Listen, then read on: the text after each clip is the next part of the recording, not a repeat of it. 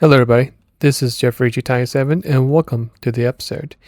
In this episode, I'm going to be using the Peugeot HD Pi at Sardegna 800. I'll be showcasing my step-by-step process on how to get the car, delivery if you want it, and most importantly the build setup. This is the first time I actually am using this car for this challenge, and I would say this car very smooth and decently has some good pace too for Sardegna. So if you do have the credits for this car and for all other parts for this car that it takes, I would really recommend giving this car a shot, just in case if you have yet obtained the classic Group 1 race cars in the game as of yet. So without any further ado, let's go ahead and jump into the episode. So of course the very first part is going to be on how to find the car. You can find this car at Brand Central. There it is right there. It's going to cost you exactly 1 million credits for this car. And this car is pretty iconic. When I think of this car each time, it's going to be going back to Forza Motorsport 3 or Forza Motorsport 4 with the Xbox 360 variant. Of course, this one right here has the PlayStation on the side of the car. But yeah, great car overall. Very nostalgic. I would recommend getting this car and just add to your garage, or you can use it to race. Very smooth. Of course, there's the PP points on top. There's also the HP, the weight, and all the other stats as well. For this particular car, we had to do a little bit of nerfing in order for it to be actually in the race itself. And we'll go a little bit further later what we need for our parts for the setup. So if you already have the car, you can just go ahead and just fast forward to the setup if you want to. Or if you want to stay behind to see what livery it takes, then you can do that too. So for this particular livery, it's actually going to be one of those throwback liveries. And the car looks really good. If you haven't followed me in the game just yet, that way if you do see my future episodes, and want a much easier, faster way to copycat the liveries I do showcase, then there it is right there, which hopefully does help out. Now for this particular car, the livery doesn't really matter because you can't change the rims. But if you want to go ahead and add this particular livery to the car, you can. It just looks really good on the car, and that's the reason why I chose it. But once again, like I said, this is of course an optional step if you want to do this or not, or if you want to do a different livery, it's totally up to you. So after that, here is the setup we have for this car. As you can see, we got ourselves racing hard tires for our car. I would recommend you go ahead and just pause the episode, copycat the numbers on the suspension, the downforce, and also the power restrictor as well. And once you get everything together, this car is going to be a very smooth car to drive around Sardegna. It may not be the fastest car when it comes to pure straight line pace, but when it comes to handling and of course for the fuel economy, it's going to really outshine the Group 3s in this particular race. But yeah, as long as you just change the downforce and of course nerf the power restrictor and change the transmission, you should be good to go. On lowering your PP overall. It's not really that hard. As you can see, the other part of the list, there's nothing back there, and that's going to be it for the setup. So let's go ahead, do our run. We are going to run this race in view map 1 from start to finish. If you need to change your map setting, I think map 2, map 3 might be a good number, just in case if you're not really getting that good fuel saving mode. I think 2 should do it, but if you really want to stretch it out, I think 3 might be the best choice, but I think 2 should be good enough for this car.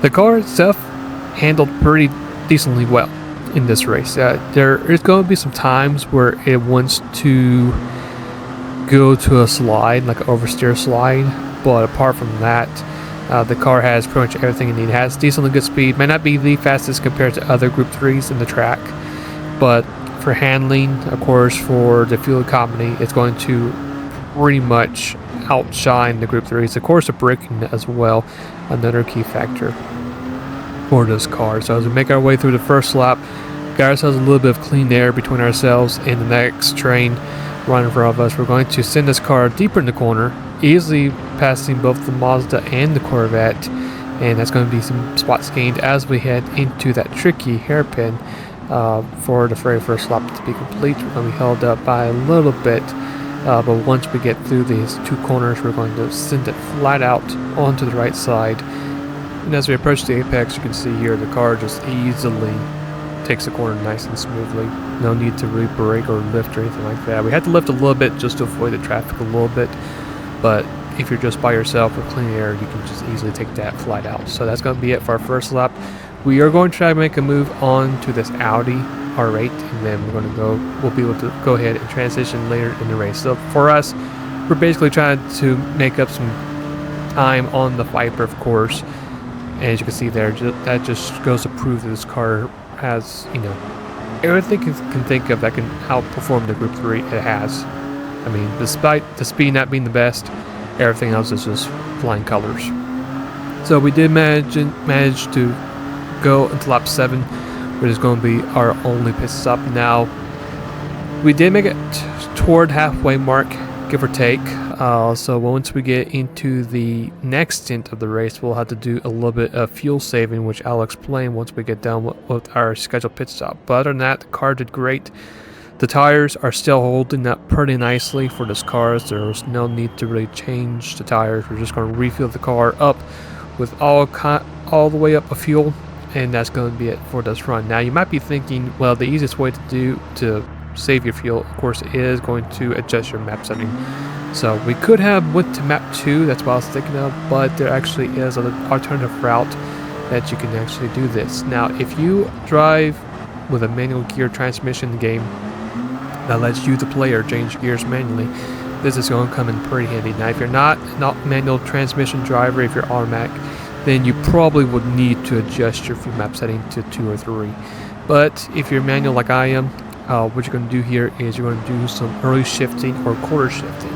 That's what I like to do. So see right there, as we changed gear a little bit earlier in the corner, third to fourth was pretty early. Now further here, we're going to keep it third gear and just let it roll for a little bit instead of going down to second gear, or otherwise it's going to drain the fuel. Now doing that for a couple laps should result in getting plenty of fuel into your fuel tank to where you can actually go and push once you do have enough fuel saved. Now lap 14, which we're about to approach right now, is going to be our official Hotlap for this track. So I would recommend that you guys purchase Hotlap, which hopefully does help you around the track, and then I'll be right back to finish up the rest of the episode.